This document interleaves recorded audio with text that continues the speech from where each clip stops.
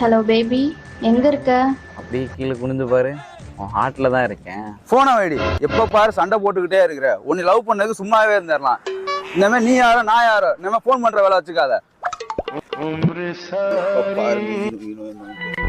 ஏன்டா என்னடா ஆச்சு? என்னமோ அவதான் ஓவியம் மாதிரி சின்ன சின்ன விஷயத்துக்கெல்லாம் சண்டை போட்டுட்டு இருக்கா மச்சான். அதனாலதான் பிரேக்கப் பண்ணிட்டேன்.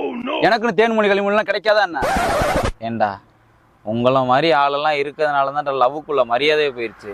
அந்த காதலை யாரும் மதிக்கிறதே கிடையாதுடா. காதலுங்கிறது சீசனுக்கு மாத்திட்டு போறதே கிடையாதுடா. என்னதான் பெரிய சண்டையா இருந்தாலும் அடுத்த நிமிஷம் பேசி சந்தோஷமா இருக்கதான்டா காதல். சின்ன சின்ன சண்டைக்கெல்லாம் பிரேக்கப்னு வந்துக்கிட்டு இனிமே அந்த பிரேக்கப்னு வார்த்தையை எடுக்காதீங்கடா. போயிட்டு அந்த பொண்ணுகிட்ட ஒழுங்கா சாரி கேட்டு பேசுறா. சரி மச்சான், காதலோட அருமை இப்பதான் எனக்கு புரியுது. உடனே போய் பேசுறேன்.